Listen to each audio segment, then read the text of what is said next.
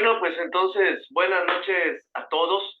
Bienvenidos a nuestro segundo encuentro de los 5 que tendremos de nuestra clase de introducción a la teología. Aprovecho y le damos la bienvenida a María. María, bienvenida. María se acaba de agregar esta semana. Yo me imagino que ustedes la saludaron el pasado martes en la clase de la doctora Ana, pero como es la primera vez que me encuentro yo, salvo el saludo que le di a ella cuando la agregué a nuestro grupo de teología, pues aprovecho y le saludo, bienvenida. Ojalá que sea de mucho provecho esta experiencia que estás iniciando junto con tus compañeros aquí en nuestra licenciatura. Bueno, pues vamos a iniciar directamente con lo que sería entonces nuestro encuentro de esta tarde. Quiero aprovechar para precisar algunas cuestiones antes de iniciar directamente. La intención de los encuentros del martes y del jueves que tenemos de cada una de las asignaturas que estamos llevando ahorita, no es que tenga que ser una clase debidamente estructurada. Estamos en el entendido de que desde el pasado sábado ustedes recibieron el material de la clase, vieron el video, empezaron a hacer sus tareas, leyeron un poco acerca de las referencias que vamos dando en los libros que están allí directamente. Y la intención de este encuentro es más bien precisar sobre los conceptos fundamentales con los que nos tenemos que quedar, y en caso de que fuera preciso y necesario, aclaraciones, preguntas de parte de ustedes, para que no nos vayan quedando huecos en lo que vamos viendo.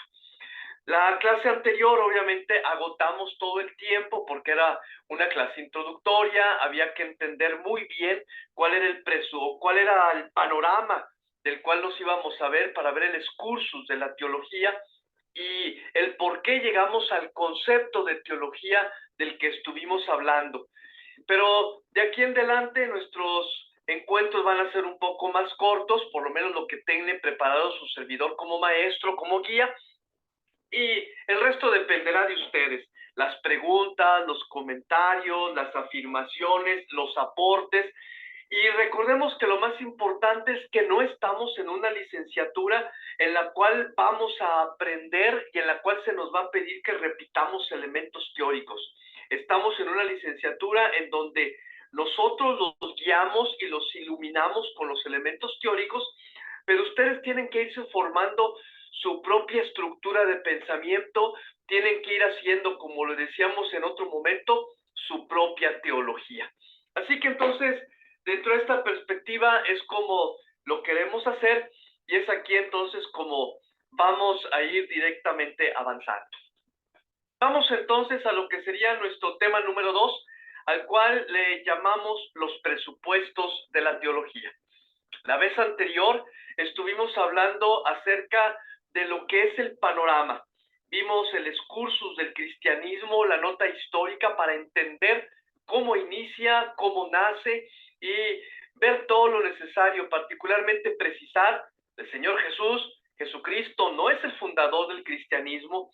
Él viene a predicar acerca de una nueva manera de comprender a Dios, a diferencia de como lo habían comprendido durante mucho tiempo la tradición judía. Y a partir de sus nuevas enseñanzas son justamente los apóstoles quienes, al lanzarse a evangelizar, fundan la iglesia cristiana. Y ya vimos obviamente la historia de cómo se ha ido desarrollando y cómo es que el aporte teológico desde la predicación de los apóstoles, la defensa o las primeras defensas de parte de la iglesia naciente con los padres de la iglesia, la sistematización académica de la teología durante la Edad Media, hasta el planteamiento moderno en el cual pretendemos que la teología sea un ejercicio completamente de los hombres que reflexionan acerca de Dios y de su presencia en medio del mundo. Y es justamente lo que queremos precisar cuando, a partir de este capítulo, hablemos acerca de los presupuestos de la teología. Pero antes de yo platicarles directamente esa cuestión, quisiera preguntarles o ver ustedes mismos, ¿tienen ustedes algún comentario o alguna reflexión o incluso alguna pregunta sobre el tema anterior? Quien desea aportar, quien desee preguntar, ¿Qué fue lo que le quedó de nuestro encuentro de la semana pasada? Abrimos unos 3 minutitos para que quien así lo desee abra su micrófono y somos todos oídos. Adelante. Coméntenos cómo les fue con su trabajo de la semana pasada, con qué se quedan, qué opinan.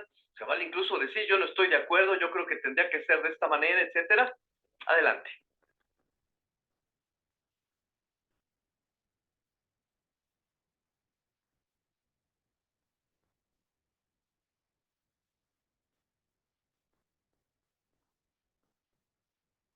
Recuerden que nos enriquecemos con la opinión de todos.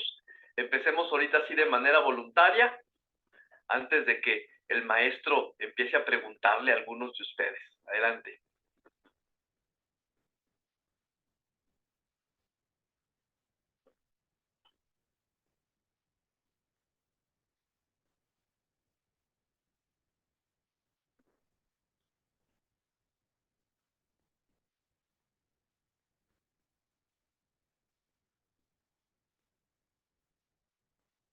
A ver, veamos entonces para aprovechar bien estos minutillos.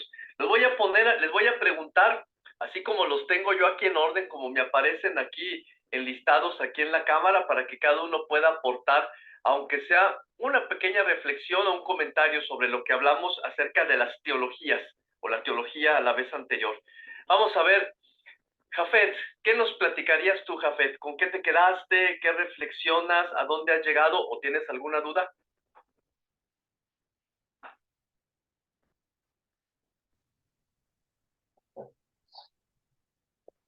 Hola, buenas noches.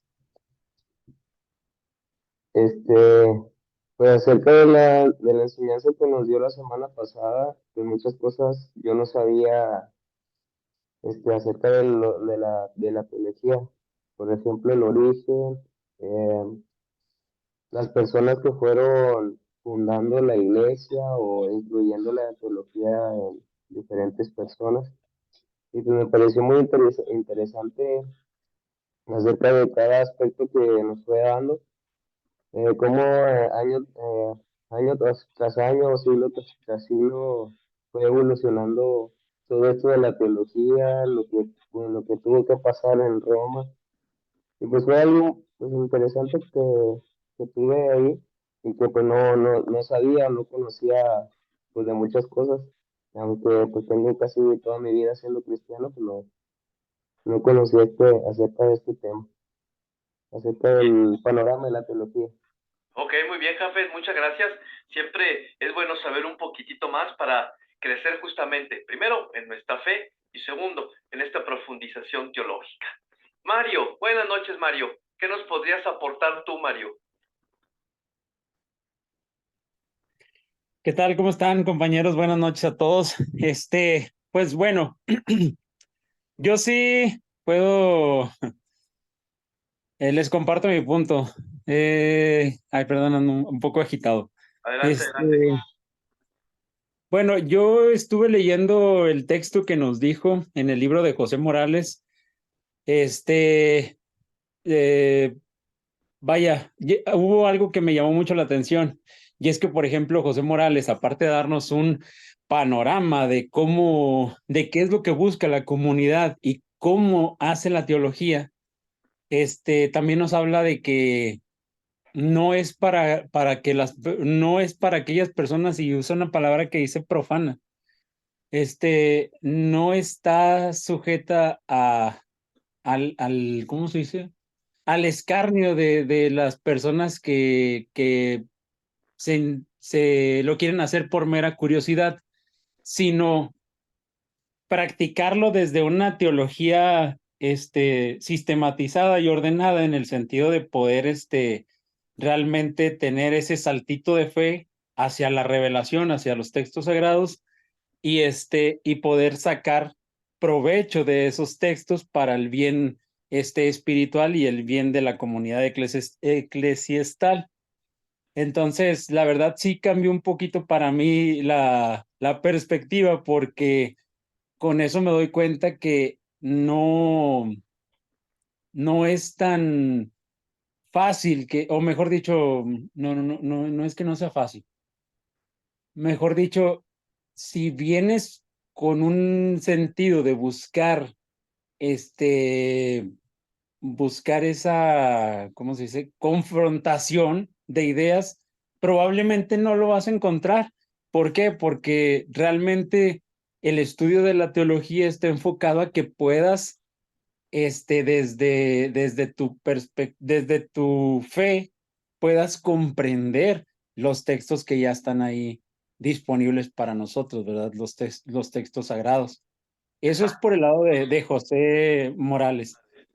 Y dentro de la tarea que nos puso la semana pasada, que le comentaba por ahí un mensajito que había mandado, pues yo creo que me abrió un panorama diferente en el sentido de que yo he sido creyente de Dios, de la religión cristiana desde pequeño, ¿no? Porque pues así mis padres me llevaron por ese camino. Sin embargo, a veces la creencia nos deja en un modo de tradición únicamente. Entonces, el hecho de poder tener esa comprensión de los textos sagrados a través del estudio de la teología nos deja un poco más empapados de conocimiento que puede ser transmitido a través de nosotros a la comunidad. Entonces, esos fueron los puntos que más me llamaron la atención y son en lo que basé, pues ahora sí que mi síntesis para la tarea que nos propuso, que nos puso, mejor dicho. Claro, claro, Mario, muchísimas gracias. Me permito tomar dos comentarios que me llaman la atención. Es cierto, estudiar teología necesariamente nos lleva a adentrarnos, como lo veremos en nuestro tema de hoy, a un punto de fe. Es prácticamente querer estudiar teología y no querer encontrarse con Dios y no querer profundizar en la fe. Es como aquel que dice, me voy a aventar un clavado a una alberca y no me quiero mojar. Ahí no hay vuelta de hoja. Sabemos que el agua moja y sabemos que al aventarte un clavado a una alberca te vas a mojar.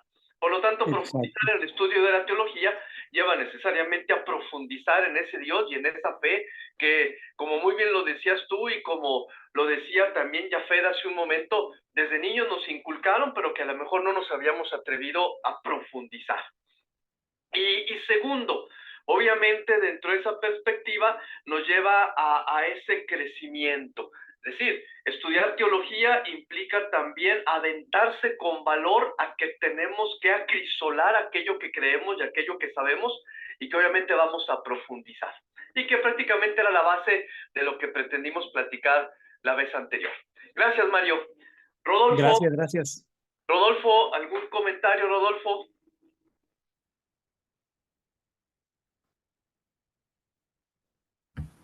Buenas noches, licenciado. Sí, bueno, para mí fue muy interesante la parte en cuanto a la clase pasada, lo del panorama de la teología, donde, pues, en primer lugar, nos habló acerca del año del nacimiento de Jesús, que más o menos se aproximaba a los 743 años.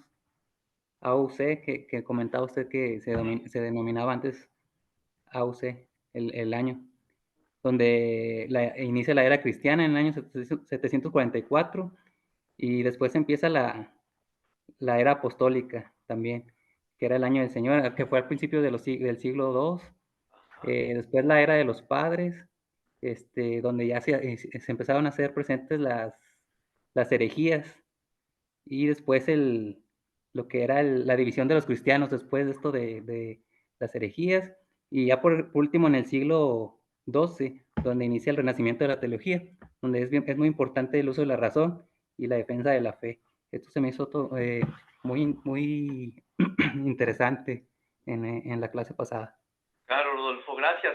Es importante el que comprendemos esta lapso de la historia del cristianismo porque lleva a las confusiones que tenemos hoy en día.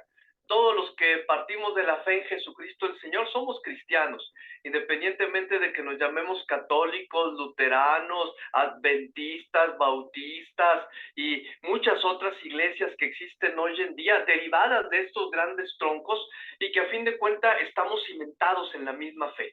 Somos cristianos y es bueno conocer un poquitito de historia porque de esa manera nos damos cuenta que caminamos por el mismo camino. Gracias, Rodolfo. Bueno, Maruca, ¿gustas decirnos también algo, Maruca? Escúchame. ¿Me escucha, maestro? Sí, se escucha muy bien, adelante. Buenas noches. Maestro, mi pregunta voy a tratar a ver si se queda claro. Claro. Es en relación con lo que habló en la clase pasada respecto a las dos situaciones que tenemos. Ajá. De cuando eran los cristianos, porque andaban evangelizando los apóstoles, Ajá. y la obligatoriedad de la política de los gobernantes de la cristiandad. Esto me hace ruido porque desde 1996 el prefecto Ratzinger, en un reencuentro que tuvo en la ciudad de Guadalajara, aquí en México, señalaba la pérdida de la fe. Entonces, mi petición hacia usted es que si nos pudiera ampliar un poco más cómo impactó ese hecho de que el ser humano fuera obligado a creer en algo sin creerlo, sino por la fuerza. ¿Cómo impacta eso a lo que es realmente los que profesan una fe? Claro que sí, gracias. Mire, prácticamente fue un periodo de tiempo que se vivió durante mucho tiempo en la historia. Al principio, según el testimonio que nos da la Sagrada Escritura, el libro de los Hechos de los Apóstoles, decía y hablaba de la primera comunidad cristiana diciendo, miren cómo se aman. Y se hablaba de los cristianos como aquella comunidad que creía profundamente en aquello que predicaba, pero que además de creer, vivía realmente aquello que predicaba, cimentándose total y completamente en el amor. Y había una cuestión interesante que a lo mejor yo no lo mencioné porque a lo mejor no cabía, pero que ahora que hace su pregunta, ilumina.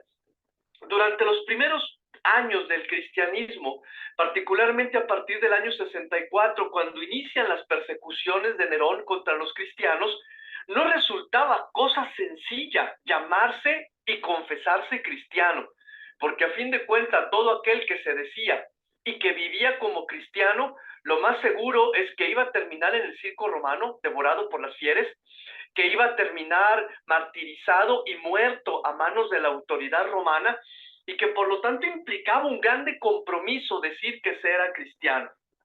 Claro, había miedo, y conocemos también los tiempos de las catacumbas, en las cuales los cristianos se escondían en los sótanos de Roma para poder celebrar, para poder alabar a su Dios, para poder seguir creciendo en esa fe.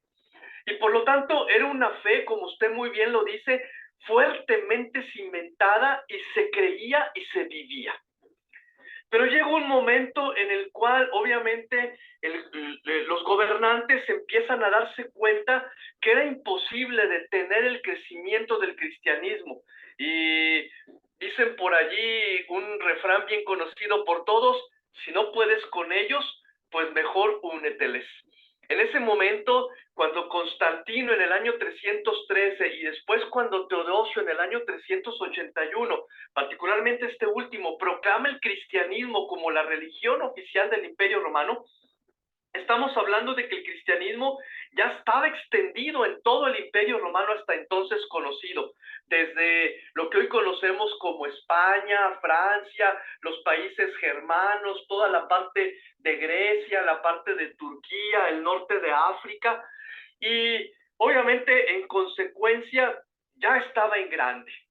Y sí viene un grande problema que en realidad a lo mejor no era qué sentía la gente al verse obligada a hacerse cristiano y a creer. Más bien hubo otro problema que fue mucho más grave y que fue el que se extendió a lo largo de la historia. A partir del que el cristianismo se sitúa como la religión oficial del Imperio Romano, los cristianos empiezan a tener privilegios, empiezan a poder enriquecerse, empiezan muchas situaciones se empieza a acumular riqueza, y por lo tanto no había tanto problema porque te forzaran a ser cristiano, porque traía consigo muchos privilegios y muchas componendas para las familias. Obviamente, dentro de esa perspectiva, si ustedes recuerdan, una de las grandes quejas de Lutero cuando la Reforma Protestante fue justamente eso. Los sacerdotes no están con nosotros, los obispos no cumplen su trabajo, la iglesia se ha dedicado a enriquecerse, es demasiado privilegio el que hay y es tiempo de que reformemos. Claro, después la iglesia se vuelve a componer y tiene que continuar su camino. Habría que mencionar después, alguien lo mencionó por ahí, me parece que fue Mario, quien puso un comentario en el chat hablando de la luz que fue para la Iglesia Católica la realización del Concilio Vaticano II. Y obviamente la manera como usted lo dice, que el cardenal Joseph Ratzinger hizo esta afirmación, hablaremos también de eso dentro de un momento, la gente está perdiendo la fe. Y es que en realidad llega un momento en el que termina el tiempo de cristiandad, terminan los privilegios de los cristianos y ya no resulta tan cómodo ser cristiano. Y automáticamente, al ya no ser tan cómodo ser cristiano, pues hay quien puede decir, pues entonces ya tampoco hay razón para creer. Creo que fue una dificultad muy grande y a lo mejor es la misma dificultad que seguimos viviendo hoy en día cuando en muchas de nuestras familias no tenemos tan arraigada la fe. Y de pronto los padres somos muy creyentes y nuestros hijos nos protestan y nos dicen, yo no te pedí que me hicieras cristiano, yo no te pedí que me bautizaras, yo no te pedí que me hicieras creer en lo que tú crees. Entonces, esa es justamente la manera como vivimos la historia del cristianismo, de una profunda fe que llegaba incluso a que los cristianos murieran por lo que creían, a un tiempo de cristiandad en la cual no era tanto la fe, sino la comodidad, a un momento en el que vivimos hoy en día, en que llegamos otra vez de nuevo a decir, creer es un privilegio. Es decir, no hay ninguna componenta, no ganas nada, no te ganas la lotería, tu vida no se resuelve solamente por creer, pero qué bueno que crees. Y obviamente en aquel tiempo a los que se les obligó, pues a lo mejor les fue bien por haberlos obligado por esas componentes. Pero muchas cosas de la fe las iremos comprendiendo más hacia adelante. ¿Queda más o menos satisfecha, Maruca, tu pregunta?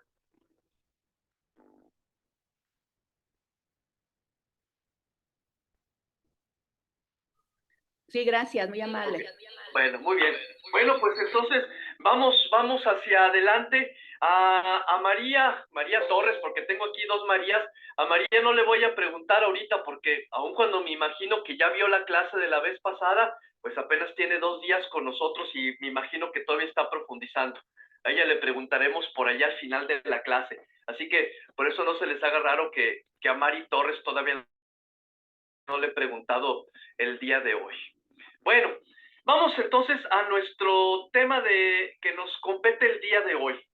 Quiero iniciar con estas dos frases que nos ponen en los extremos de lo que desgraciadamente para muchos ha significado siempre lo que es el conflicto entre la fe y la razón. Hay quien se atreve a decir que son dos harinas de dos costales totalmente distintos, que son dos realidades completamente irreconciliables y que por lo tanto o crees o razonas. Aquel que se dice que razona en realidad no puede centrarse en la fe y aquel que dice que tiene fe, pues obviamente ¿cómo es posible que razones? Sin embargo, iremos descubriendo esta situación a lo largo del momento de nuestro encuentro de esta tarde. El comentario de Agustín de Hipona quizás se refiere a esta primera realidad en lo que se pone, por así decirlo, la supremacía de la fe. Y de esa manera Agustín de Hipona llega a decir, en una reunión con sus discípulos, estamos hablando de Dios. ¿Qué tiene de raro que no entiendas? Si lo puedes comprender, entonces no es Dios. Desde esa perspectiva, entonces, es decir, no intentes abarcar con tu pequeño razonamiento humano todo lo que implica ser Dios. Pero por otro lado, también en el excursus de la historia, particularmente con Emmanuel Kant, en la crítica de la razón pura, él se atreve a decir lo contrario, y entonces dice, yo creía, pero da la casualidad que he tenido que limitar el ejercicio de mi razón para darle lugar a la fe. Y de esa manera entonces estamos ante dos extremos. Aquel para quien lo único que importa es creer y que por lo tanto no se puede razonar, y aquellos otros cuyo único importante es la razón, lo que se puede demostrar, lo que se puede ver, lo que se puede tocar, lo que es evidente, y que por lo tanto es imposible creer en algo que no se ve, que no se siente, que no se toca y que tampoco resulta evidente. Bueno, por lo menos desde la primera manera de pensar. En estos ambos extremos, creer o pensar que únicamente es posible el ejercicio de la fe sin la razón, se cree en un error muy grande que se llama fideísmo. Creer a ojos cerrados, sin capacidad de cuestionar, sin capacidad de criticar, sin capacidad de hacer su propia idea. Y por otro lado, creer solamente en el ejercicio de la razón sin la posibilidad de la fe es caer en el racionalismo y decir, más allá de lo que puedo ver, más allá de lo que puedo tocar, más allá de lo que puedo yo sentir con mis sentidos, es totalmente imposible. Pero tratemos de resolver esta postura, tanto de Agustín de Hipona como de Emmanuel Kant, y tratemos de llegar al final de nuestro encuentro a la conclusión de que es posible que la fe y la razón convivan y que al ser parte de un mismo ejercicio humano se conjuguen en un solo ser como para poder realizar al mismo tiempo un ejercicio de fe y un ejercicio de razón. Para ello, entendamos qué es la fe y entendamos qué es la razón. Es por eso que nuestro tema de esta noche se llama prácticamente los presupuestos de la teología. Y estos presupuestos de la teología son prácticamente tres. El primero de ellos, nuestro punto de partida, que es la revelación. Es total y completamente imposible hacer teología si de antemano no creemos que hay algo revelado. En este caso, lo definiremos dentro de un momento, algo que Dios quiere comunicar, la revelación. Segundo presupuesto de la teología, la fe. Y tercer presupuesto de la teología, la razón. Para poder hacer un auténtico ejercicio de teología como el que pretendemos hacer nosotros a lo largo de nuestra licenciatura, necesitamos forzosamente de estos tres elementos: el dato revelado, la fe y el ejercicio de la razón. Pero para ello, entonces, tratemos de comprender un poquito a profundidad cada uno de estos tres elementos para saber entonces de qué estamos hablando. Primero que nada, ¿qué es la revelación o qué es lo que entendemos nosotros por revelación? De entrada, revelación es la denominación que se le da al acto de revelar, de hacer claro y comprensible cualquier cosa por medio de una comunicación. Imaginen ustedes que están en su trabajo o que están con su familia y ustedes dan una orden o una instrucción. Y como solemos decir nosotros, yo le digo mucho a mi esposa que a veces me da risa porque me dice, a ver, pásame aquello de allá. Y yo le digo, ah, caray, ¿qué es aquello de allá? Entonces, dado que yo no entiendo qué es aquello de allá, me tiene que hacer una revelación y me dice, pásame aquella taza que está arriba de la despensa. Entonces me reveló completamente y ahí sí voy yo bien obediente y traigo la taza que está sobre la despensa. Revelar es hacer algo claro y comprensible a través de comunicar. Es por eso que se desprende prácticamente del latín revelatio, que etimológicamente se refiere a retirar el velo, quitar aquello que lo cubre a algo o a alguien, y que por lo tanto al tener un velo se suponía escondido. Entonces, partimos de esta definición nominal de lo que es la revelación para ahora entender entonces qué sería la revelación divina o aquello que proviene de parte de Dios. Digamos que entonces, y ojo cómo lo voy a decir, revelación divina es la experiencia de la adquisición de un conocimiento que ha sido transmitido por Dios al hombre. No es que sea una infusión, no es que de pronto de la nada llegue el conocimiento, no. Volvemos a necesitar la experiencia humana, que es quien adquiere ese conocimiento a través de lo que Dios comunica. Y desde ese punto de vista, entonces, creemos nosotros, porque este es el punto de partida de la revelación cristiana, que lo que se comunica no son cosas, sino es Dios que se comunica a sí mismo y que se da a conocer al hombre. Es por eso que en la teología decimos que Dios se autocomunica. Y entonces nos atrevemos a decir que el objeto propio de la revelación es Dios mismo. Recordemos, por ejemplo, como lo decíamos la clase anterior, el bello pasaje cuando Moisés le pregunta a Dios: y cuando me mandas a los israelitas que habitan el egipcio para liberarlos, ¿de parte de quién les voy a decir que vengo? Y simple y sencillamente Dios dice: yo soy. Diles, yo soy, me envía. Diles que vas de parte de mí. Entonces, dentro de esa perspectiva, la revelación divina es Dios que se comunica al hombre. Pero más aún, el hombre que hace el ejercicio de adquirir ese mensaje comunicado por parte de Dios. Entonces, de ahí que entonces el contenido de esta revelación sea prácticamente Dios mismo. Esta revelación entonces se sitúa prácticamente como lo que sería el punto de partida de toda teología cristiana. No podemos hacer teología sin esta comunicación que Dios hace de sí mismo para que nosotros lo podamos conocer. Pero aquí hay una cuestión interesante. En la mayor parte de los casos va a ser una comunicación mediática. Nadie ha visto a Dios, nadie lo conoce, y por lo tanto entonces Dios nos ha hablado a través de los profetas, o como dice muy bien el apóstol, y últimamente lo ha hecho a través de su Hijo Jesucristo.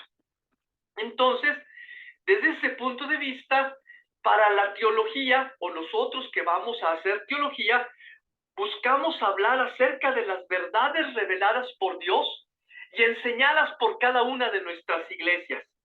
Y lo más importante de esta revelación, de esta comunicación que viene de parte de Dios al hombre, es que hace que estas verdades sean eternas, es decir, nunca cambian, nunca terminarán, sean definitivas, no se acaban, sean inalterables, no pueden cambiar.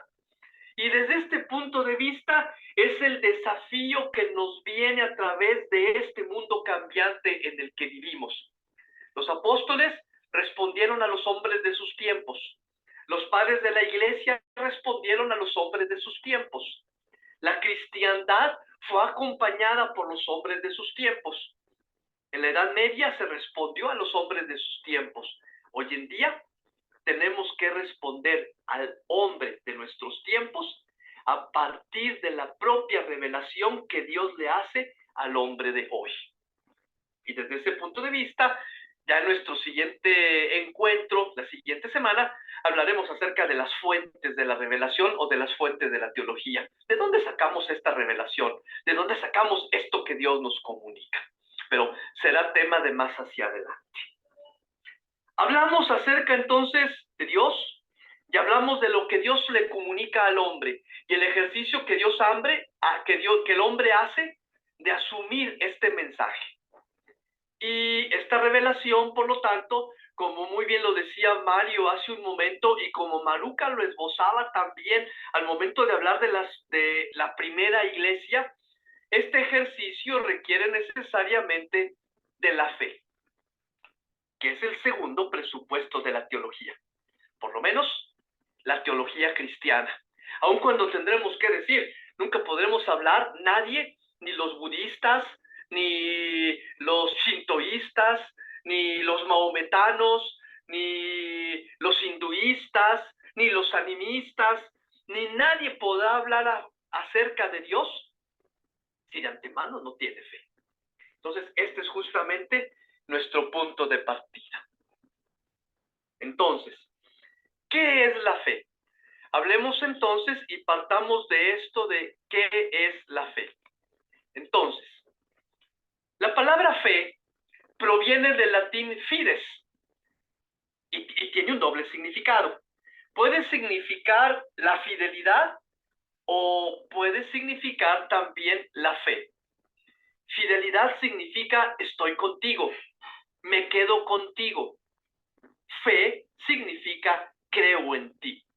Es por eso que manejamos esta doble acepción. Fidelidad, estoy contigo.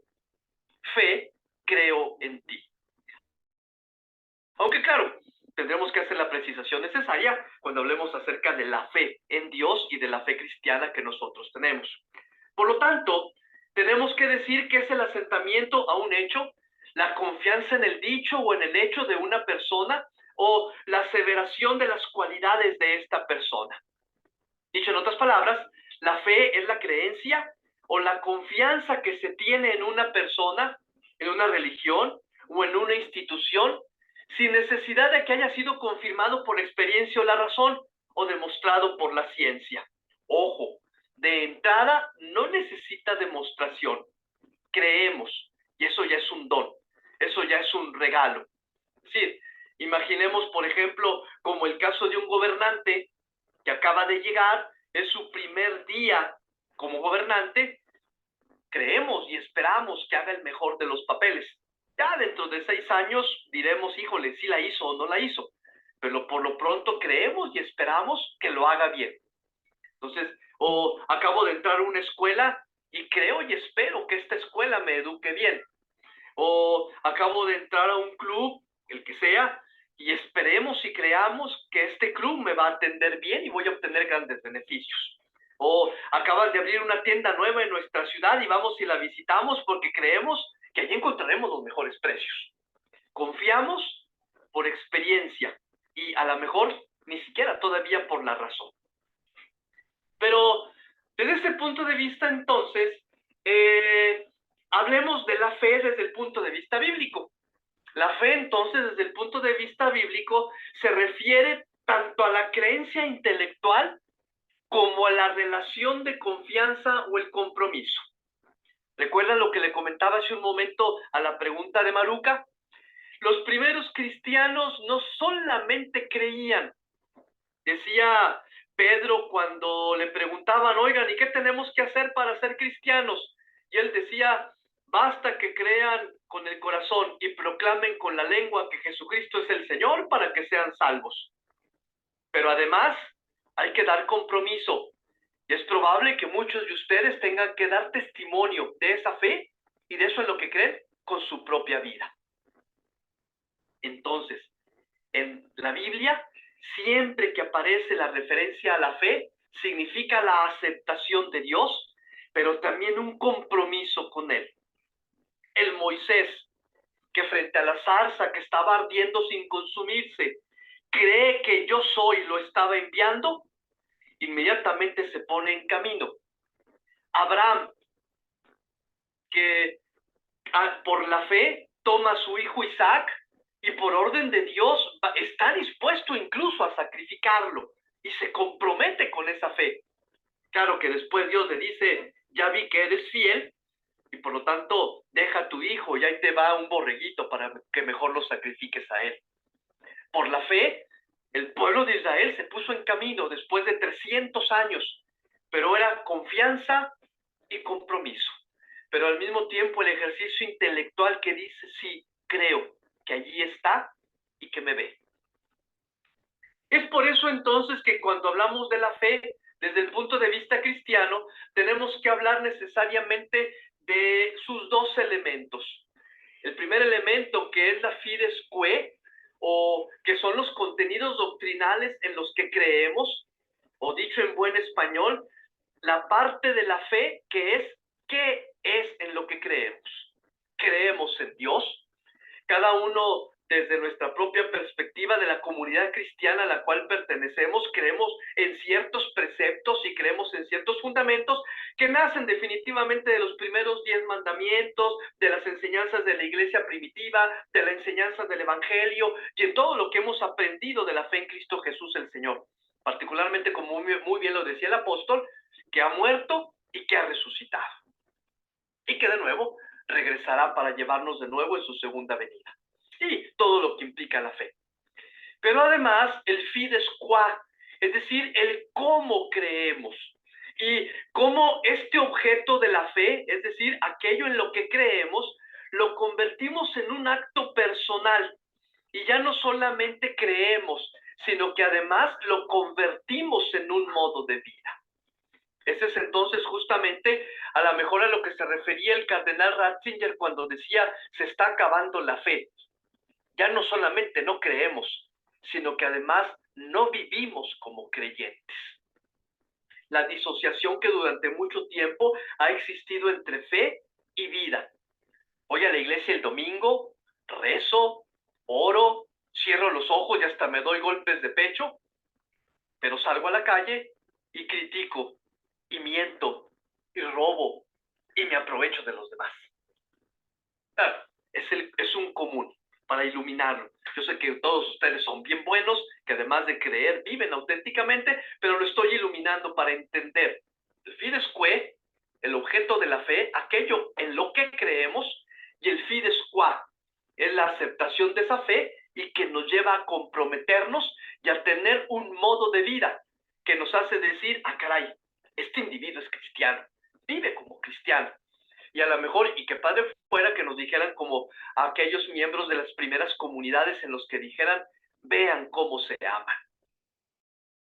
Porque todo lo tenían en común y todos se lo compartían y vivían todos como si fueran una misma alma y tuvieran un mismo corazón. Eso se llama fe. Y tenemos entonces ya dos principales presupuestos de la teología. La revelación, que es la comunicación que viene de parte de Dios, Dios que se comunica a sí mismo, y el hombre que lo asume a través de la fe, que es objeto, pero que al mismo tiempo es compromiso. Es creo en esto, pero vivo aquello en lo que creo. Y desde este punto de vista, entonces, habremos de afirmar total y completamente que se entiende que no basta conocer la doctrina para creer, sino que también es necesario un acto libre que nos lleve a profesar esa doctrina como verdadera y, por lo tanto, vivir en consecuencia de aquello en lo que se cree. Y, por lo tanto, es indispensable, como dice esta afirmación, que la fe no solamente sea confianza en Dios, porque desde ese punto de vista es, además, vivir como Dios manda. Y bueno, desde ese punto de vista, implica entonces que pasemos al tercero de los elementos, porque si no, seríamos simples fideístas diciendo, pues yo creo y vivo como creo, y pues así es, así me enseñaron mis padres, a su vez a ellos les enseñaron mis abuelos, a su vez a ellos les enseñaron mis tatarabuelos, a su vez les enseñaron mis chosnos, y así, por la larga tradición de la familia, yo creo porque mi familia cree. Pero más bien hay que hacer un movimiento personal que te lleve a confirmar el por qué crees. Y ese movimiento personal solamente es posible realizarlo a través de la razón. Y aquí me permito entonces también hacer la profundización de una pregunta que, si mal no recuerdo, Rodolfo nos hacía la vez anterior cuando preguntaba, bueno, ¿y me puede explicar qué es la razón? Bueno, aquí vamos a entender un poquitito más qué es lo que entendemos por razón. En principio de cuenta, generalmente entendemos que la razón o la ratio, como se entiende en latín, es la facultad para conceptuar, para juzgar, para ordenar, para relacionar y para estructurar nuestras ideas. ¿Sí? Conceptuar, juzgar, ordenar, relacionar y estructurar nuestras ideas, pensamientos y conocimientos. Prácticamente queremos decir que la razón es el ejercicio que el cerebro hace para entender, para hacer un concepto de algo, para poder estructurar, para ordenar y para que todo esté bien dentro de nuestra cabeza. Por medio de la razón llegamos a conocer muchas cosas y las asumimos. Desde este punto de vista podemos decir que la razón es toda acción de parte del intelecto o de la mente que nos pone en contacto con la realidad por medio de la cual nos topamos con lo que trasciende. Es decir, como aquella actividad intelectual que nos permite comprender la realidad. Prácticamente esa es la razón. Pero no nos podemos quedar ahí. Es por eso que les voy a poner un pequeño ejercicio. Vean ustedes cómo la razón debe de tener otro elemento importante que no podemos dejar de lado. Vean, pregunta. Ojalá todos me puedan responder. ¿Qué es lo que ven allí? Lo que acabo de poner en color rojo. ¿Qué ven? Una manzana. Una manzana. Manzana. Una manzana. Sí, Sí, sí que es una manzana. es una manzana. Ok. ¿Y si yo les dijera que no es una manzana? Nuestra realidad... Sí, adelante. Pensaríamos que está mal usted. Pensarían que estoy mal yo. Les voy a demostrar que no es una manzana. Pero, al menos desde el ejemplo que les voy a dar, para poder entender realmente qué implica la razón. Para nosotros, que vivimos en México y que hablamos español, hemos hecho un concepto de esto que está aquí, y nosotros cuando lo vemos decimos, ah, es una manzana. Sin embargo, la experiencia de otras personas se han hecho un concepto distinto. Por ejemplo, si yo estuviera en México, como ustedes muy bien lo han dicho hace un momento, el concepto que tenemos de este objeto que está frente a nosotros es que es una manzana. Pero si yo estuviera en los Estados Unidos, esto no es una manzana. Un buen estadounidense nos diría, this is an apple. No, es una manzana. No, it's an apple. Usted dice, es lo mismo. Bueno, traducido es lo mismo. Pero para el anglosajón, para el angloparlante, esto no es una manzana, es an apple. Y se lo sigo demostrando. Si yo estuviera en Italia, un italiano me diría, questo è una mela.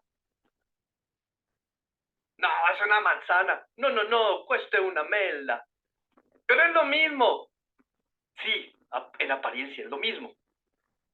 Si yo estuviera en Francia, diría, a pomme. No, es una manzana. A pomme. Y entonces ya estamos confundidos.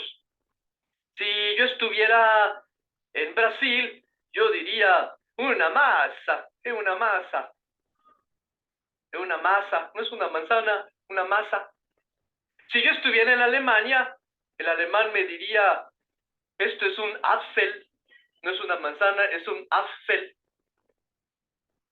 Ay, es que es cuestión del lenguaje. No, no es cuestión del lenguaje, es cuestión de experiencia. El concepto es el mismo, sustancialmente es el mismo objeto, pero la experiencia nos ha llevado a decirle de una manera distinta, no solamente porque hablamos un idioma distinto, sino porque en realidad la conceptualización que han hecho de esta manzana, cada quien la ha hecho desde su propia vivencia y le ha llamado de una manera distinta. Y lo mismo pasa con todas las cosas. Cada uno de nosotros y cada de las cosas que vemos a nuestro entorno tiene un nombre en español, porque es nuestra experiencia, pero tiene un nombre distinto en otro idioma porque es una experiencia distinta.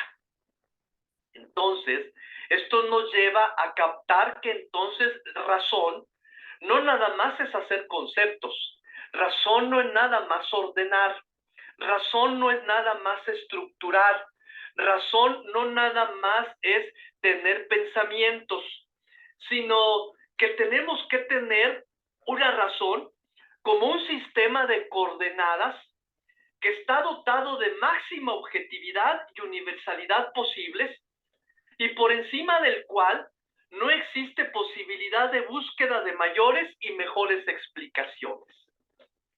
Sí, que el hispanoparlante diga que es una manzana, que el anglosajón diga que es an apple, que el italiano diga que es una mela, que el francés diga que es una poma, que el otro diga que es una masa. Pero a fin de cuentas, la realidad es esa fruta roja a la que cada uno le ha dado un nombre distinto, pero cuya existencia es única e inmejorable. ¿Por qué? Porque si yo la cambio y les pongo una fruta que es totalmente esférica, pero es de color anaranjado, dejaría de ser una manzana. Y entonces diríamos, ah, es una naranja. O como dice la adivinanza, ¿qué es aquello que es rojo por dentro, que tiene semillas negras y verde por fuera? Ah, pues es una sandía.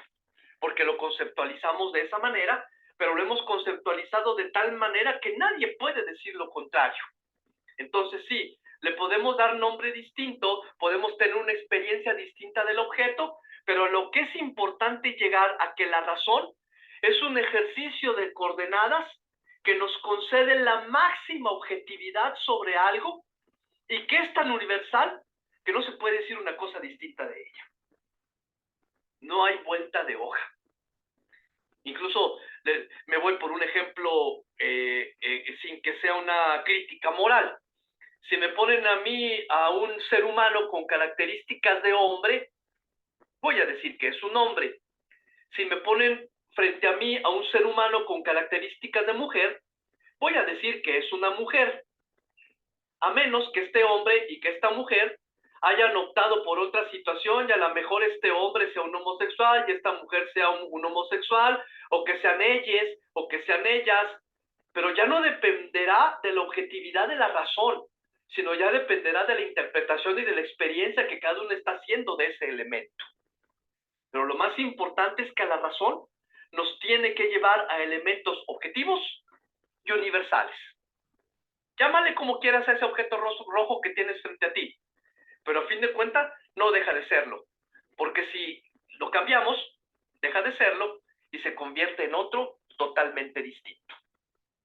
Por lo tanto, la razón es este ejercicio de la mente que nos lleva a realizar coordenadas de objetividad y de universalidad. En la medida que somos capaces de captar estas coordenadas de objetividad y de universalidad, estaremos diciendo entonces que estamos razonando. Y en esto consiste justamente el principio de la ciencia: el poner una hipótesis, el poner una tesis, el llegar después a una conclusión y hacer una ley o principio, no tiene como objeto más que esto: hacer un ejercicio que me permita llegar a la objetividad y a la universalidad. Dicho de otra manera, nadie puede negar que el agua deja de hervir o hierve a los 100 grados centígrados. Y es que no es cierto porque depende de la circunstancia. Bueno, en realidad el agua hierve a los 100 grados centígrados, pero hay circunstancias que hacen que se tarde 5 minutos o se tarde 10 minutos. Por ejemplo, no es lo mismo hervir agua en el Ecuador, donde está a 40 grados centígrados, que hervir agua en la Antártida, donde está a 50 bajo cero. Hervirá a los 100 grados centígrados, pero en la Antártida tal vez se tarda el triple de tiempo de lo que el agua hervirá en el Ecuador. Y si no, hagan la prueba ustedes mismos ahorita. Hiervan agua ahorita que está fría, mídanle el tiempo y vuelvan a hacer ustedes el ejercicio otra vez cuando estemos en verano a 35, 38 grados. Métanle un termómetro, van a ser los mismos 100 grados centígrados, pero lo que varió fue el tiempo. La interpretación que hace la experiencia no anula la objetividad y la universalidad de los principios a la que la razón nos hace llegar. Dentro de esta perspectiva, entonces, es que tenemos que hacer el equilibrio. Durante mucho tiempo se ha creído y se había pensado que la fe y la razón eran totalmente disímiles, irreconciliables, incapaces de unir. Como le decía San Agustín, o crees o piensas. O como lo decía Kant, o piensas o crees. Hoy en día nos hemos dado cuenta que esto ha sido una falacia, un engaño, y que partimos del hecho que decíamos la vez anterior: el que hace teología es el hombre. Y por lo tanto, el primer ejercicio que distingue al hombre, a la especie humana, del resto de las especies vivientes en este mundo, es la capacidad de razonar. Es decir, de realizar ejercicios con plenas coordenadas que lo lleve a la concepción de un universal y de algo completamente objetivo. Me gusta mucho esta manera como Juan Pablo II, de feliz memoria, como Juan Pablo II, a través de un documento que se llama Fides et Ratio, habla acerca de la fe y la razón. Y él dice, la fe y la razón son como las dos alas con las cuales el espíritu humano se eleva hacia la contemplación de la verdad. Necesito la fe y necesito la razón para llegar a la plenitud de la verdad. Dios ha puesto en el corazón del hombre el deseo de conocer la verdad y, en definitiva, de conocerle a Él, para que, conociéndolo y amándolo, pueda alcanzar también la plena verdad sobre sí mismo. El ejercicio de la teología pide necesariamente que pongamos en práctica nuestra capacidad de raciocinio y que pongamos en práctica también nuestra capacidad de creer y de comprometernos. Poniéndolos en una figurita bonita, ya no es tiempo de que pongamos el cerebro por una parte y el corazón por el otro. El cerebro es el que razona y el corazón es el que cree, sino que todos son parte de un individuo único e indivisible que cree y que razona. Es decir, que es capaz de discernir aquello que Dios le comunica, pero que también es capaz de que al llegar a eso que Dios le comunica, discernirlo de tal manera, cribarlo, criticarlo, para que sea capaz de universalizarlo y objetivizarlo. Dentro de esa perspectiva, entonces, no hay motivo para que compitan la fe y la razón, pues una se encuentra inmersa en la otra, y al mismo tiempo cada una tiene su espacio de realización. Ambas disciernen, ambas juegan, ambas conviven y realizan un mismo ejercicio en la persona humana, aun cuando sea necesario que para expresar un acto de fe sea necesario creer, como la fe del carbonero que dice, simple y sencillamente, yo lo veo y él me ve. O que sea necesario hacer un acto de fe, como el del científico, y me viene a la mente Albert Einstein, que se atreve a decir, no hay fuerza más grande en la física y en la naturaleza que aquella que la fuerza del amor. El amor con mayúscula. Y era todo un científico. No hay discrepancia entonces entre el creer y entre el razonar. Y por lo tanto nosotros que pretendemos hacer el ejercicio de la teología, tenemos que saber discernir con ambos elementos, fe y razón. Dicho de otra manera, lo que en latín sería un primer movimiento, credo ut intelligam, es decir, creo, y eso me permite pensar, pero al mismo tiempo, intellego ut credam, pienso, y eso me permite creer. Es un ejercicio en constante movimiento que va y que viene, creo, pero tengo que discernir, tengo que criticar, no puedo caer en el fideísmo. Creo y llego a objetivizar y a universalizar aquello en lo que creo. Pero también, una vez que he creído, me puedo hacer capaz realmente de profundizar en mi fe, como muy bien lo decía Mario cuando empezamos. Esto me va a ayudar a que lo que en el principio simplemente se me entregó como fe, ahora yo lo pueda profundizar y sea capaz de decir, híjole, sí es cierto. O que a lo mejor es justamente aquello que quería decir Pedro cuando en una de sus cartas se atreve a decir, es necesario que siempre estemos dispuestos a dar razón de nuestra fe. Que sepamos explicar aquello en lo que creemos. Más aún, aquello en el que creemos y por qué vivimos nuestra vida dentro de esa perspectiva. Y entonces, ahora sí, me atrevo, como muy bien lo decía Maruca hace un momento, una frase que me encanta de Joseph Ratzinger. La razón no se salvará sin la fe, pero la fe sin razón no es humana. Necesitamos de ambos elementos. Y dentro de esa perspectiva, entonces, nosotros que pretendemos ser teólogos, que pretendemos llevar esta comunicación de Dios, que Dios hace de sí mismo, pasada totalmente por la criba de la razón, Es necesario que nos empecemos a dar cuenta que necesitamos utilizar un lenguaje que sea un lenguaje total y completamente teológico.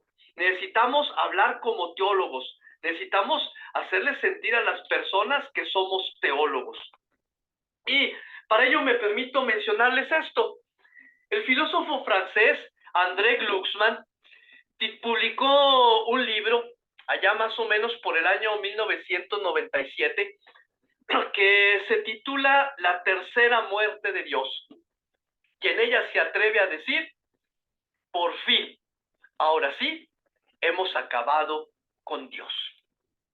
Y es que es de pensarse, como muy bien nos lo decía Maruca hace un momento, si la primera vez que murió Dios fue en la cruz, porque definitivamente creemos y afirmamos que el Señor Jesucristo es Dios y hombre verdadero, allí fue la primera muerte de Dios. La segunda muerte de Dios fue a través de los libros y del pensamiento de Marx y de Nietzsche. ¿Recuerdan aquel bello pasaje cuando Nietzsche habla en su libro Así habló Zaratustra y viene hablando acerca del ermitaño que viene caminando por el camino y que se encuentra con él, con Zaratustra, y de pronto Zaratustra cabizbajo menea la cabeza y dice: pobre hombre, nadie le ha dicho todavía que Dios ha muerto? Lo mismo que ha hecho Marx cuando ha pretendido terminar con la religión diciendo que era el opio para el pueblo. Pero ahora, según lo afirma Glucksmann, la tercera es la definitiva, porque antes habíamos quitado a Dios de la vida de los hombres. En cambio, él dice, ahora los hombres ni siquiera piensan en Dios. Hemos quitado a Dios del psique del hombre. Hemos quitado a Dios de su pensamiento. Hemos quitado a Dios de su horizonte. En este momento ya no hay ni siquiera que sustituir a Dios por cosas. Simple y sencillamente, Dios ya no está. Y es justamente esta problemática o este posicionamiento radical de que, como dice Glucksmann, ya no hay que reemplazar a Dios, pues en su lugar, en la sociedad, Dios ha desaparecido. Por lo menos es lo que parece. Como muy bien lo decía Maruca citándonos a Joseph Ratzinger, ya no hay fe. ¿Cómo va a haber fe si hemos desaparecido a Dios de nuestras vidas? Por ello, entonces, es necesario que ustedes y yo nos hagamos estas preguntas, porque pretendemos ser teólogos, porque pretendemos hablarle a Dios, al hombre, acerca de Dios. Y estas preguntas son cruciales. ¿Nos encontramos realmente ante una situación tan drástica? Es decir, ¿ya Dios desapareció de nuestra sociedad? ¿El hombre ha logrado por fin ignorar la cuestión sobre Dios, del mismo modo que ya ignoró también la cuestión sobre su propio sentido? O como decía Martin Heidegger, el hombre realmente ha ignorado la búsqueda de su propio fundamento, del fundamento de su ser. A mí me pone a pensar cómo las personas hoy en día tan sencillamente disponen de la vida de los demás, más aún de la vida de sí mismo. A veces no me preocupa que el hombre deje de creer en Dios, me preocupa más que el hombre deje de creer en sí mismo. Es más preocupante. ¿Dios realmente ha perdido su lugar en el mundo? Es por eso que nosotros tenemos que replantear la teología. Es por eso que nosotros que aún creemos, que aún partimos de la verdad revelada, que aún tenemos fe, no solamente en el objeto de la fe como fides quae, sino que nos comprometemos en nuestra vida en la medida de nuestras posibilidades, porque a fin de cuentas nadie de nosotros somos perfectos y tratamos de vivir una fides quae como compromiso y como visión personal de la existencia con Dios en nuestra vida. Es necesario entonces que respondamos de una manera distinta. Por lo tanto, para contestar a estas preguntas tan radicales que ponen en crisis el mismo fundamento de la fe cristiana y por ende el fundamento de la teología, solo cabe, como dice aquí, acudir a la raíz del planteamiento a la luz de la historia. Es decir, lo que hace tremendamente difícil afrontar el problema es que si Dios ha perdido su lugar, la teología, como ciencia supuestamente apropiada para realizar el estudio de Dios, carece totalmente de sentido y lo que comunica no tiene valor. Por lo tanto, compañeros, no solamente estaría en crisis el papel de Dios en la historia, en nuestro mundo, en nuestra vida, sino que más bien nuestro lenguaje teológico no tendría nada, absolutamente nada que comunicar. Pero afortunadamente no es así. Ya lo vimos la vez anterior, que justamente ante el hecho mismo de que el mundo en el que vivimos actualmente, cuando el hombre contemporáneo, nuestros coterráneos, nuestros contemporáneos, que gracias al uso de las nuevas tecnologías y al decaimiento del poder racional, se mueve distintamente entre diversas propuestas y apreciaciones sobre su ser en el mundo, la teología debe recurrir a lo más propio de su lenguaje para comunicar el misterio. ¿Y qué es lo más propio del lenguaje de la teología? Hay que entender y ayudar a entender a los hombres de nuestro tiempo que Dios no ha perdido su lugar en el mundo, sino que debemos entender que el lugar de Dios en el mundo es el mismo hombre y que el hombre es el lugar de Dios. Es por eso que decíamos la vez anterior, cuando dábamos el concepto de teología, diciendo que es justamente aquella actitud y aquel camino en la que el hombre se pone para comprender racionalmente el misterio o lo que ha comunicado Dios, para ponerlo en servicio de la humanidad e insertarlo en la historia de hoy en día. ¿Cómo hemos hablar a los hombres de hoy acerca de Dios? Ese es el lenguaje teológico que ahora hemos de aprender. ¿Cómo hablar de Dios a los hombres de hoy? Es a través de la inculturación y de volver a encarnarlo en su propia historia, aquí y ahora. Por eso les puse a Moisés ahí delante. Ya no es tiempo de que la teología vuelva a hablar del pasado o de la promesa del cielo que viene en el futuro, sino del Dios que se encuentra presente, real, aquí entre nosotros. Es decir, no fue un Moisés que fue y les predicó a los israelitas: no se preocupen, hermanos, 300 años de esclavitud les van a dar el cielo y todo va a estar bien. Ni les dijo: ya llegará el día en que ustedes podrán salir de Egipto y entonces llegarán a la tierra prometida. No. Moisés les llevó a los hombres de su tiempo al Dios presente en la historia y les dijo: yo soy, me envía, porque hoy los va a liberar, porque hoy se terminan 300 años de esclavitud y hoy damos el primer paso camino a la tierra prometida, la tierra que emana leche y miel. Y se puso a hacer prodigios. La voz de los profetas que decían: es el Dios que está aquí presente. Esa es la encomienda de la teología hoy en día. Usar un lenguaje teológico que les haga ver a los hombres de hoy que solamente es posible descubrir a Dios en sí mismos, en su propia capacidad, en su propia vida, en su propia realidad, en su propia existencia, y que a partir de descubrirlo se hagan capaces de transformarla, como quizá nosotros la hemos transformado, nuestra propia existencia. ¿Dudas? ¿Preguntas? Adelante.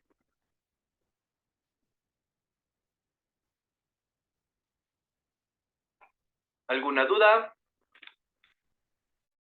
¿Algún cuestionamiento? ¿Alguna aportación? Ahora es cuando. Adelante. ¿Queda entendido lo que es la revelación? Adelante, sí. ¿Me escucha, maestro? Sí, le escucho, Maluca. Adelante. Maestro, yo escuchando el tema de hoy, muy bien explicado, lo felicito. me surge la duda de la situación de los sacerdotes en la actualidad con la historia que nos cuentan los evangelios respecto al vivir de los apóstoles y de Jesucristo mismo, su sencillez, su falta de interés en lo material. ¿Por qué nuestros sacerdotes están tan vestidos? ¿Por qué el Papa con un anillo tan ostentoso? ¿Por qué todo el boato alrededor de la figura del Papa? Como que todo eso a mí me hace ruido y tal vez a mucha gente que no se atreve a decirlo, ¿verdad? Pero yo quisiera si usted me pudiera dar alguna luz ahí en mi ignorancia. Sí. Gracias. Mire, yo creo que hay que decir dos cosas. La primera, las personas somos personas y hemos crecido bajo una tradición y bajo una enseñanza. Y de manera lamentable, porque hay que decirlo así, las personas creemos en alguien superior si le ponemos el ropaje superior.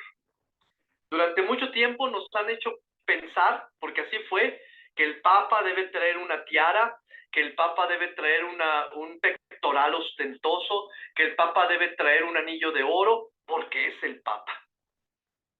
Hay mucha gente también que no ha conocido, que no ha razonado y que ha dicho, caray, a fin de cuentas, el creer que ahorita en este momento el Papa Jorge Bergoglio, a quien se le nombró el Papa, que ahora se llama Francisco, por fe, es la cabeza de la visible de la Iglesia, representante de Jesucristo. Hay gente que todavía necesita ver el ropaje para entenderlo y para captarlo. Pero hay que aplaudirle también algo al Papa de hoy. Ya se quitó la tiara, ya se quitó muchos de los ropajes feos que se utilizaban entonces. El Papa Francisco hoy en día utiliza sus mismos zapatos, que incluso a lo mejor han de estar rotos, como los traía cuando asumió por primera vez el papado. Ya no vive en un palacio, ya no hace muchas cosas que los papas de antes, porque él quisiera, como usted lo dice, que la Iglesia fuera la primera y ellos los primeros en regresar a la humildad de Jesucristo. Ojalá que algún día nuestros ojos lo vean. Segundo, hay muchos sacerdotes que conocemos. Yo soy católico, creo en la Iglesia y conozco muchos sacerdotes a los cuales yo también me he cuestionado como usted. ¿Por qué un coche del año? ¿Por qué un coche de lujo? Pero también conozco pastores que traen sus cochezazos, que viven en sus grandes mansiones y me pregunto, ¿eso es necesario para dar a conocer a Dios? Pero también me recuerdo que son humanos y que se dejan llevar por el mundo y por las cosas y por la comunidad. Y volteo también a ver a los misioneros que se encuentran en África y en muchas otras lugares, en donde si usted ha leído las noticias últimamente, se vuelven a reportar martirios de misioneros, no solamente católicos, de otras confesiones cristianas que han muerto por la fe, que siguen dando ese testimonio de pobreza, de humildad, de entrega y de su propia vida. Somos humanos. Y desde ese punto de vista, la Iglesia, por lo menos la católica, siempre ha reconocido que la Iglesia a fin de cuentas es divina porque viene de parte de Dios, porque proviene justamente de la predicación del Evangelio de Jesucristo, a quien creemos que es Dios, pero también es humana, porque quienes lo conformamos somos humanos, con nuestros defectos y con nuestros límites.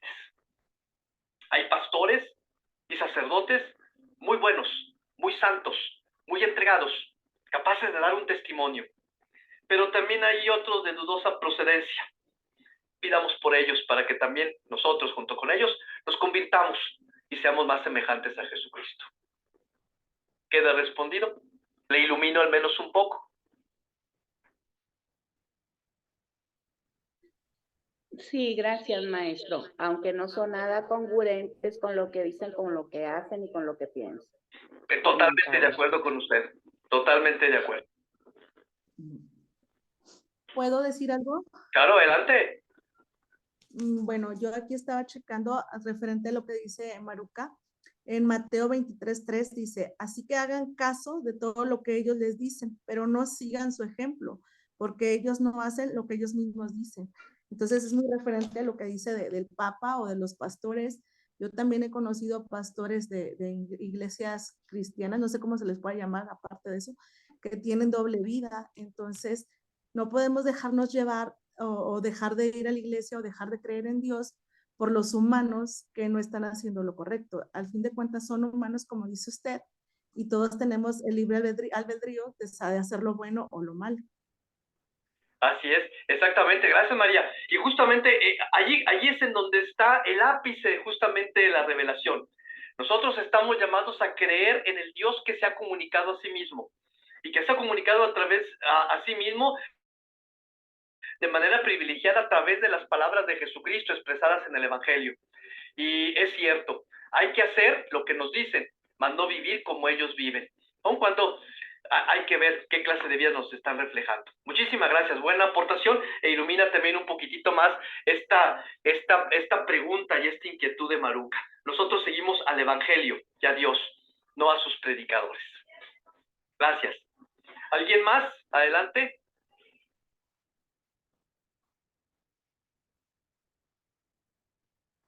Bueno, pues si no hay nada más que agregar, antes de irnos, recuerden ustedes que allí en la plataforma tienen ustedes la tarea que hay que hacer.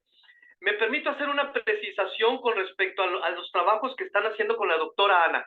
La clase de hermenéutica es una clase muy importante porque prácticamente sería la metodología científica que les va a permitir a ustedes hacer trabajos con un poco más de rigor con respecto al grado que estamos nosotros tratando de obtener, que es una licenciatura.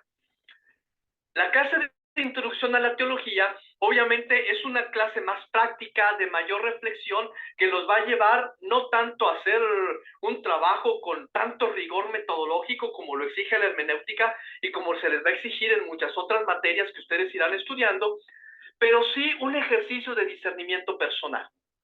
Por lo tanto, los ejercicios que se plantean en la plataforma, las preguntas que hicimos en el primer tema y que ustedes tenían que hacer su primera síntesis, las que van a hacer ahora en el segundo trabajo, tienen la finalidad de que nosotros podamos conocer de qué se van apropiando y de qué manera lo van convirtiendo en bagaje personal. Es por eso que las preguntas dicen, ya te di el concepto de teología, ahora dame tu concepto de teología. Ya te dije yo que hay tres maneras de vivir la teología, la científica o la universitaria, la pastoral o la del pueblo. ¿En cuál andas tú? ¿Eres pueblo y quieres convertirte en un teólogo universitario, científico? Quisiera saber tu opinión, quisiera saber de qué manera va creciendo tu bagaje intelectual para ver de qué manera tú vas creciendo y te vas convirtiendo en un teólogo.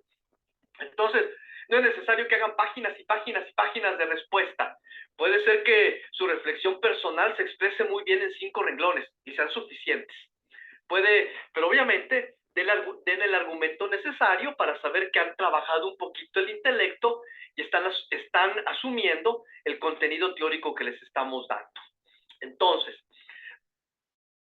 para que no se les haga a ustedes tan pesado, recuerden que todos los contenidos de cada unidad se suben los sábados. Por ejemplo, de esta unidad yo subí el contenido el sábado y tienen toda la semana para hacerlo.